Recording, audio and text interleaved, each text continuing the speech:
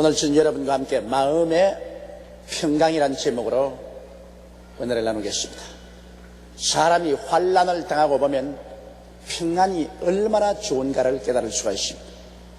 오늘날 우리 한국 사회는 우리 모든 민족들이 평안이 얼마나 좋다는 것을 뼈저리게 느낄 수 있습니다. 계속해서 학원이 소요스럽고 화염병이 난무하고 정치적으로 보수와 혁신이 대결해서 서로 밀고 땡기고 그런 가운데 북한 방문하는 사람이 생겨서 그로 말미암아 정치적인 여러 가지 소요가 일어나고 엎친 데 던진 격으로 수마가 핥히고 간 곳에 태풍이 다가오고 이런 한국 사회에 끊임없는 큼직큼직한 불안한 사건이 일어나기 때문에 우리 모든 국민들이 언제 평안이 다가올까?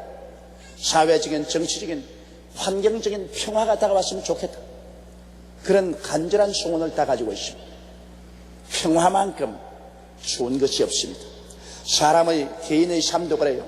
아무리 잘 먹고 잘 입고 잘 살아도 그 마음속에 평강이 없으면 잘 먹고 잘 입고 잘 사는 것이 아무 의미가 없습니다. 차라리 오두막집에 못 먹고 살아도 마음에 평화가 있으면 이것이 훨씬 더 우리 영혼을 살찌게 하고 우리 삶에 행복을 가지게 되는 것입니다. 사람은 평안하게 잠자리에 들어갈 수 있고 아침에 기지개 펴면서 편안하게 일어날 수 있다는 것은 굉장한 축복입니다. 이 요란하고 험악한 세상에서 마음의 평안을 가지고 살 수 있다는 것 자체만 해도 얼마나 큰 축복인지 모릅니다. 이런 평안은 여러분 돈을 주고 못 삽니다. 부귀와 영화를 주고도 살 수가 없어요. 권세를 주고도 이 평화를 살 수가 없습니다. 이 세상에서 그 무엇보다도 우리가 간절히 구할 것은 평화입니다. 마음의 평안, 이것보다 귀한 것이 없습니다. 그런데 그 마음의 평안을 어떻게 하면 얻을 수가 있을까요? 첫째로 우리의 마음속에 철저히 회개하고 죄악을 버려버려야 마음의 평안을 얻을 수 있습니다. 마음에 죄와 악이 있으면 마치 파도가 치고 바닷물이 끌어오르면서 밑바닥에 있는 더러운 것을 끊임없이 위로 뿜어올리듯 우리의 마음속에 평강이 없습니다. 대개 악인에게는 그 마음속에 평강이 없다고 하나님의 말씀이 우리에게 가르쳐주고 있는 것입니다. 아담과 하와 보십시오. 아담과 하와가 하나님 앞에 죄 짓기 전에는 얼마나 좋았습니까? 죄 짓기 전에는 하나님과 함께 저녁선을 할 때 손잡고서 동행했으니 세상에 하나님과 함께 손잡고 에덴 동산을 거닐었다는 그 자체가 얼마나 영광스럽고 귀한 것입니까? 조금도 하나님 앞에 부끄러운 것도 없고 하나님 앞에 두려움도 없이 하나님과 함께 손잡고 대화하면서 에덴 동산을 거닐었었습니다. 그러나 아담과 하와가 죄를 짓자 즉시로 벌거벗은 것을 알게 되었다는 것입니다. 여러분, 이 말은 뭐냐? 벌거벗는다는 것은 부끄러움을 말하는 것입니다. 여러분, 우리 하나님 앞에 범죄하면 우리는 즉시 우리가 느끼는 것은 하나님 영광이 떠나기 때문에 우리 마음속에 깊은 수치감을 느끼는 것입니다. 벌거벗은, 양심이 벌거벗은 수치감을 느낍니다. 오늘날 여러분, 벌거벗고 사람들 많은 곳에 나갈 수가 있습니까? 존경하는 사람 앞에 우리가 벌거벗고 나설 수가 없습니다. 또 더러운 옷을 입고도 우리가 존경하는 사람 앞에나 대중 앞에 나서는 것이 부끄럽습니다. 존경하는 사람이나 대중 앞에 나갈 때는 우리가 좋은 옷을 입고 그리고 몸을 잘 치장하고 나가면 부끄러움이 없고 담대하게 나갈 수 있습니다. 이와 같이 여러분 하나님 앞에 범죄하고 나면은 벌거벗게 되는 것입니다. 양심이 벌거벗게 돼요. 벌거벗을 만큼 죄를 안 지었으면 아주 더러운 옷을 입은 자와 같아요. 아주 양심이 더러워져요.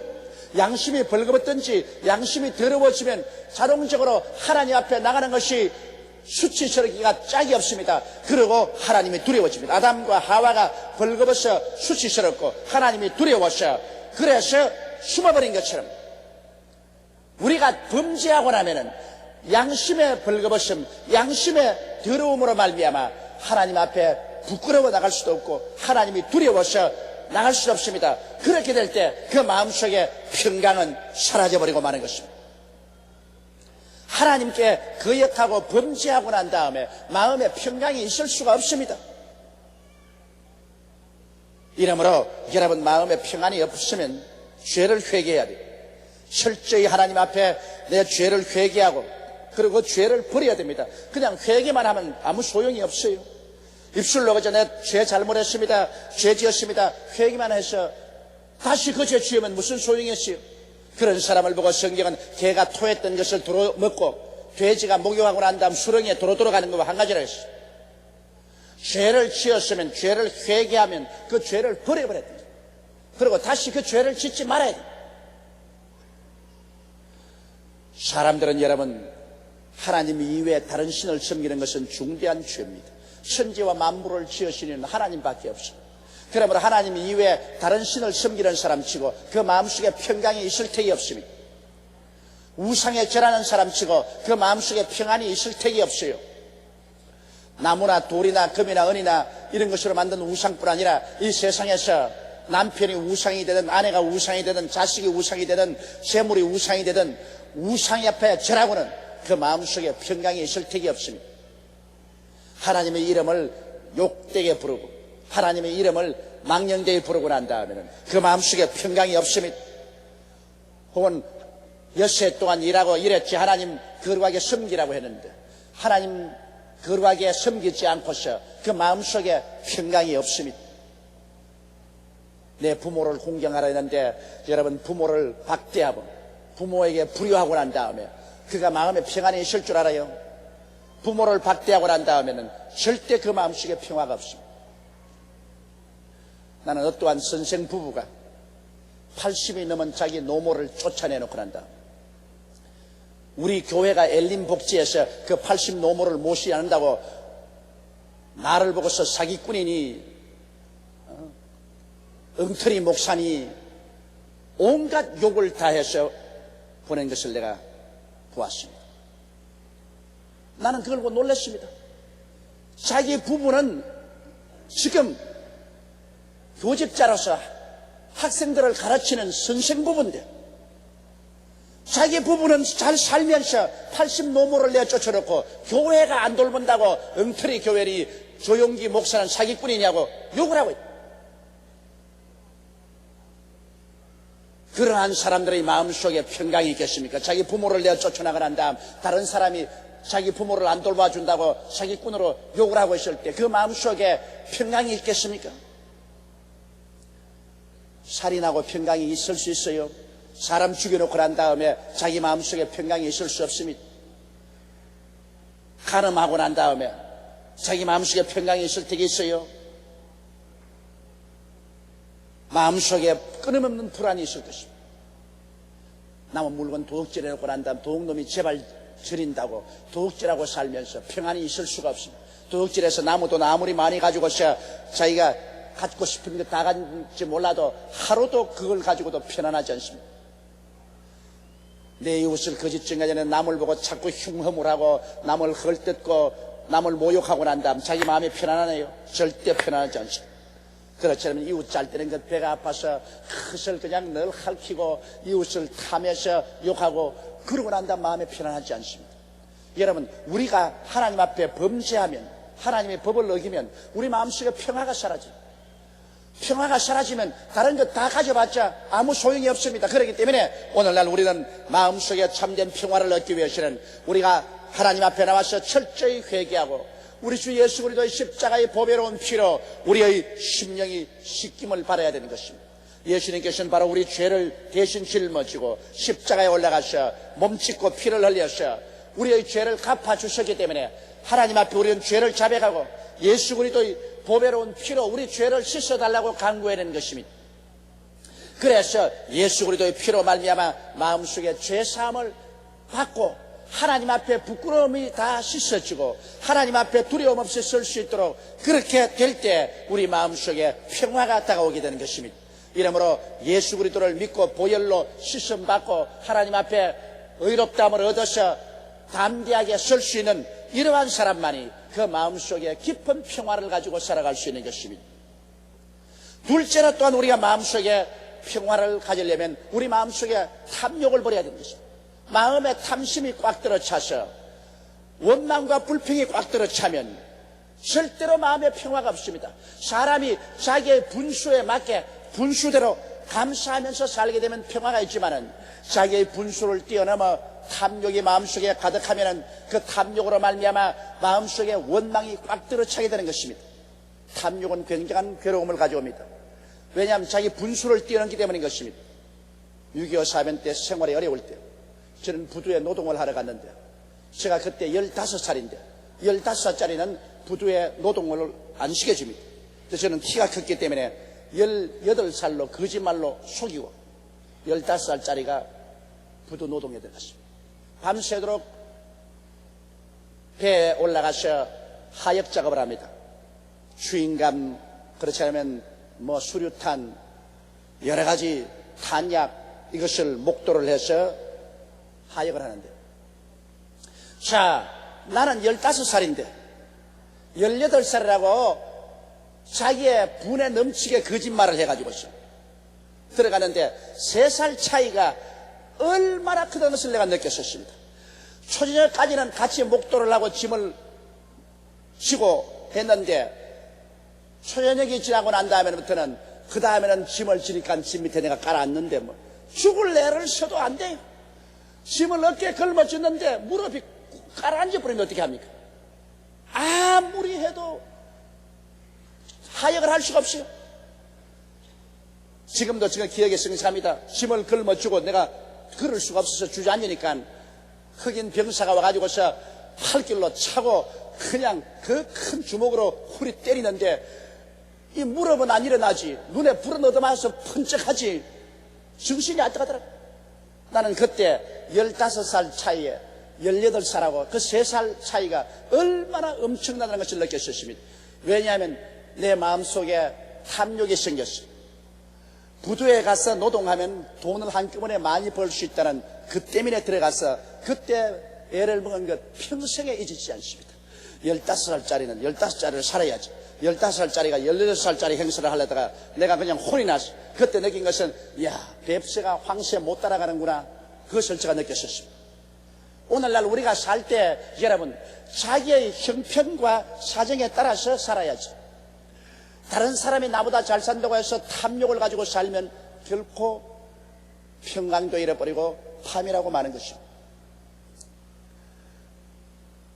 우리가 이 성경 말씀 가보면 가룟 유다가 바로 그 사람입니다. 가룟 유다는 예수 그리스도를 이용해서 자기가 정치적인 권력을 얻으려고 했습니다. 예수 그리스도의 그 인기와 예수 그리스도의 그 능력을 이용해 가지고서 로마 사람을 쫓아내고 자기가 정치적으로 대성공을 해서 이스라엘을 독립시키겠다는 그런 탐심의 목적으로 예수를 따라왔었습니다. 결코 예수님의 제자가 되어서 진리를 깨달아서 주님을 섬기려고 하지 않았습니다. 그렇기 때문에 그가 돈꾀를 맡았으면서도 돈을 자꾸 훔쳐냈습니다. 그리고 나중에 예수님께서는 정치적인 메시아가 아니라 우리 영혼을 구원하는 구주가 되어 십자가에 못 박혀 죽었다가 부활할 것을 예언하자 그만 자기의 탐욕에 맞지 않기 때문에 굉장히 분개했습니다. 예수님이 군중을 동원해서 로마를 내어 쫓고 이스라엘 나라를 세우지 않냐고 인류의 구주가 되겠다는 말을 듣고 그만 자기 탐욕에 어긋나기 때문에 그는 분노해서 예수님을 은 30냥에 팔아먹어버립니다. 예수님이 십자가에 못 박여 돌아가시는 것을 보고 난 다음 마음의 고통과 괴로움을 견딜 수가 없어서 결국 그 마음의 불안 때문에 목매어 자살하고 마는 것입니다. 탐욕은 결과로 우리를 파멸케 하는 것입니다. 이러기 때문에 우리 마음속에 탐심을 가지고 있으면 결국 죄를 짓게 되고 죄가 장수하면 사망을 낳게 되는 것입니다. 이러기 때문에 우리 탐욕을 버리고 내 분수에 맞게끔 내가 생각하고 말하고 분수에 맞게끔 살면서 거기에서 열심으로 일하고 하나님께 기도해서 점점 발전돼 나가야지. 욕심으로 일을 해서는 절대로 안 되는 것입니다. 오늘 많은 사람들이 자기 힘에 겹게 욕심으로 빚을 내어서 집을 산다든지 빚을 내어서 욕심으로 사업을 확장해놓고 난 다음 도저히 그것이 이루어지지 않아서 나중에 그로 말미암아 수없이 많은 고통을 당하고 염려와 근심을 당하고 결국에는 빈손 들고 나오게 된 일들이 많은 것을 보게 되는 것입니다. 우리가 더 나은 내일을 꿈꾸고 더 나은 내일을 소원하고 기도하는 건 좋지만은 현실에 있어서 탐욕은 우상숭배입니다. 탐심을 버려야 되는 것입니다. 탐심을 가지고 있으면 반드시 죄를 짓게 되는 것입니다. 죄를 짓고 나면은 사망이 다가오게 되는 것입니다. 이러므로 우리는 예수님을 모시고 하나님을 섬기고 현실에 감사하면서 내가 열심히 일하면서 내일을 바라보아야지. 탐심으로 인생을 살지 말아야 되는 것입니다. 셋째로 또 우리 마음의 평화를 빼앗는 것은 하나님의 뜻을 분명히 알면서도 내 욕심 때문에 하나님의 뜻을 저버리고 내 뜻대로 할 때 마음에 불안이 다가옵니다. 하나님의 뜻은 이렇게 가라고 하는데 우리의 뜻은 이렇게 가겠다고 하면 하나님과 우리와 줄땡기기를 하기 시작하는 것입니다. 바로 성경에 보면 사울이 그런 사람이었습니다. 하나님께서 이스라엘 왕 사울에게 명령하시기를 나아가서 아말렉을 쳐서 멸하되 그 아말렉의 왕으로부터 모든 백성과 짐승과 그 짐승의 새끼까지 다 멸하라고 말했습니다. 하나님은 아말렉을 진멸하라고 했습니다.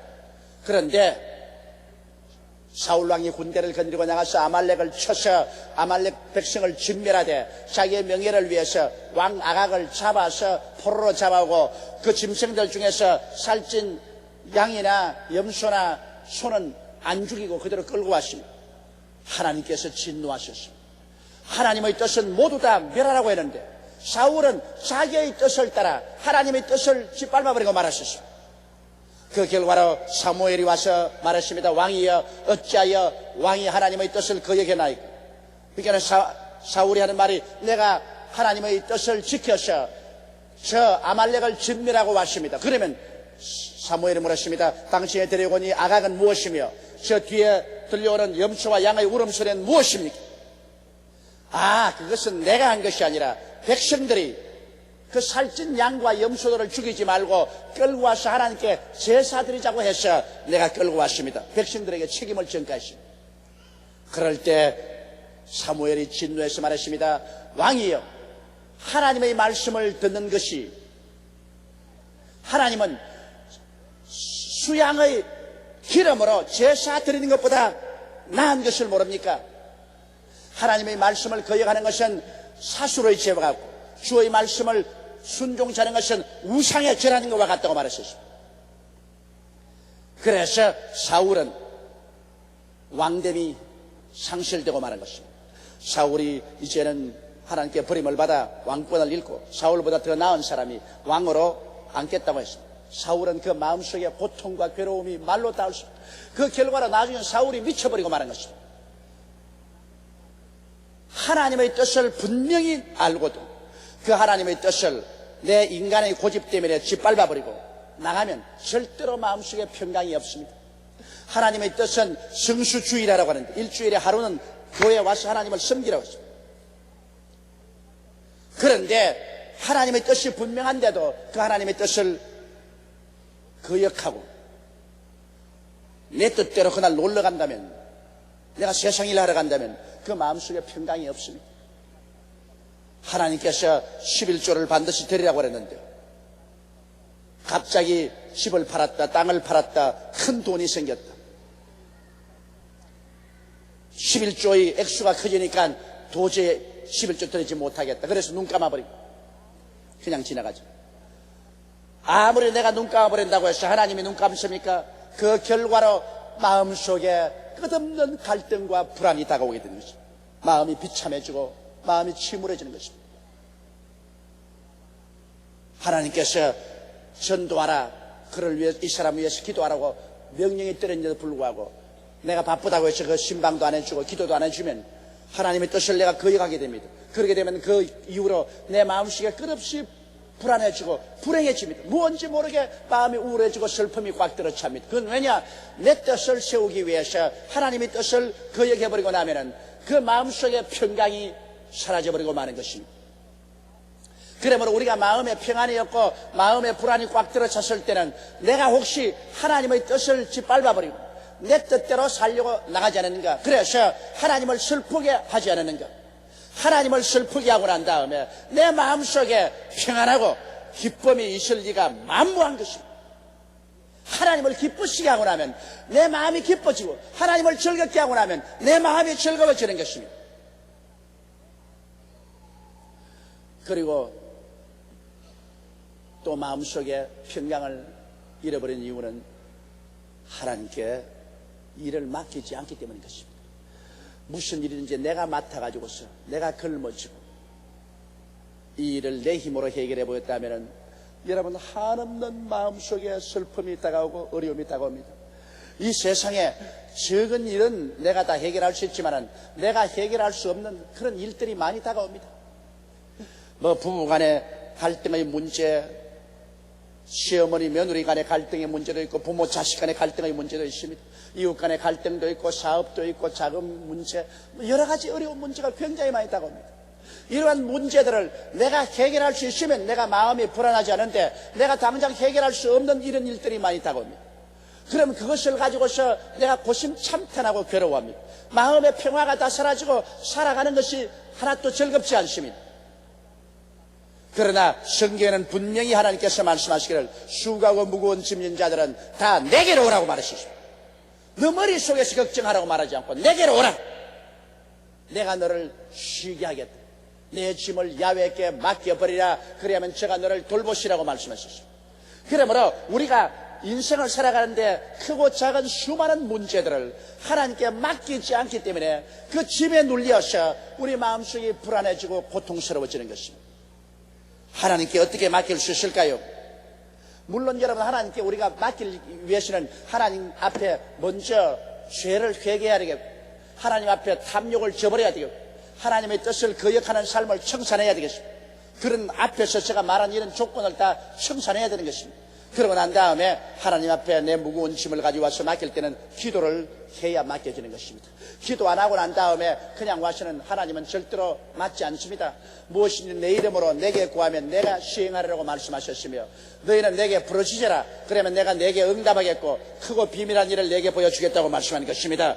이러므로 우리 예수 믿는 사람들이 하나님께 맡길 수 있는 길은 부르짖는 길인 것입니다. 간절히 기도하는 것입니다. 그 기도도 잠시 엎드려서 몇 마디 중언 부언하고서 거치는 기도는 효과가 없습니다. 여러분께서 하나님께 맡기려고 하면 내 마음의 무거운 짐이 하나님께 맡겨지고 그 대신 이 마음속에 평화가 강물처럼 다가올 때까지 기도해야 되는 것입니다. 맡겨질 때까지 1시간 기도해서 안 맡겨지게 되려면 2시간 기도하십시오. 2시간 안 되거든 3시간 기도하고 3시간 기도해도 안 맡겨지게 되려면 철야 기도하십시오. 철야 기도해도 안 맡겨지고 마음이 불안하거든 기도원에 가서 금식 기도하십시오. 그래서 내 마음에 무거운 염려와 근심의 짐이 내 마음에서 떠나서 하나님께 완전히 맡겨질 때까지 그렇게 기도하십시오. 하나님께 맡겨졌다는 증거로서 마음속에 평화가 다가오기 시작하는 것입니다. 마음의 평강이 강물처럼 넘칩니다. 염려와 근심은 다 머릿속에 그저 지식으로 남아있고 내 가슴 속에는 평화가 꽉 들어차서 하나님께서 나와 같이 계시고 선악간에 하나님께서 돌보아 주신다는 마음속에 확신이 뱃속까지 넘치는 것입니다.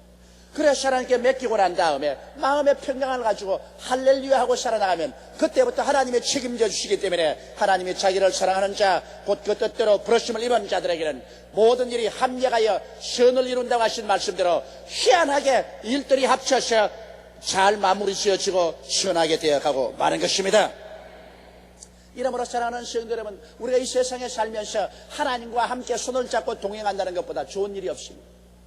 하나님과 함께 손을 잡고 동행할 때 마음에 부끄러움이 없고 하나님 앞에 손을 잡고 나갈 때 마음에 두려움이 없어. 그래서 하나님께 모든 것을 맡기고 마음속에 평강이 꽉 들어차서 찬송하면서 살아가는 이것은 이 세상에서 그 무엇과 바꿀 수 없는 귀한 복이 되는 것입니다. 이 복을 얻기 위해서 오늘 제가 말씀한 이대로 실천하십시오. 여러분 마음속에 끓이기는 하나님을 저항해서 지은 부끄러운 죄악이 있으면 이 죄악을 다 청산해서 하나님 앞에 부끄러움이 사라지고 하나님 두려워하는 마음이 사라질 때까지 회개하십시오.